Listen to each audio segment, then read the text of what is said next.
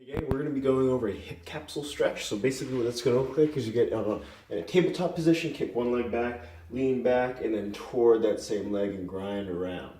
And so this is a really good one. The reason why this is important is because the way the ball and socket joint works is in the hip is with the femur into the hip socket. You spend a lot of time in the seated position, and it kind of doesn't get a chance to go in the back of your hip. And this is a really great way to sort of set the hip back, set the ball and socket joint a little bit deeper in there, sort of grind it around, and find those corners that it doesn't quite get to go into very often. If you have some hip impingement issues, this is a good way to sort of deal with some of that junkiness. And what I highly recommend is doing about 2 minutes each side. And so again, setting up for this position, you want to be in a tabletop position, so on hands and knees, shoulders over hands, hips over knees, and then you kick one leg back. It's really important to kick that leg back, squeeze the butt, and then it also puts a little bit more pressure on that other hip. And then I lean, so in this example, I'm using my right leg, I'm going to lean over to the right towards the camera, and I'm going to lean back.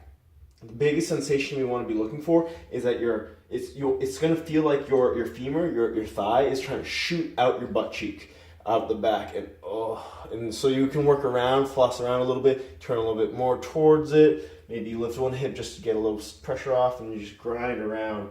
Additionally, some other variations we can do for this are we can sort of pigeon our leg.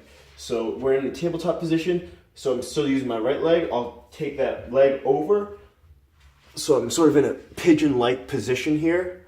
Still basically in a tabletop, but my leg is now pigeoned on over, and then pigeon it up, kick that leg back, and oh boy, that adds a whole different layer of spice to it. And still grinding around, still sort of leaning towards that leg, and then going back and down. It's a great one, especially if you feel weird hip pain while you squat. I recommend doing this before you squat sometimes. Maybe not for very long, but especially afterwards, it's a great one to work some junk out.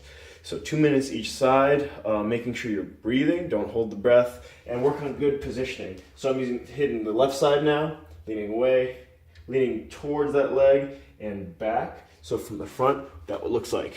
You see how there's that angle to that leg, and now I lean back, and I'm trying to get that leg trying to get out the back of my butt cheek. That's the biggest thing we're shooting for. That means you're actually getting it into that good position in the posterior part of the capsule.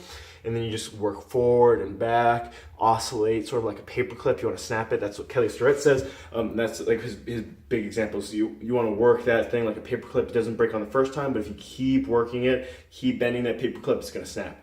And that's what you want. Not necessarily, you don't want the joint to snap, but you want the impingement to be broken apart that way.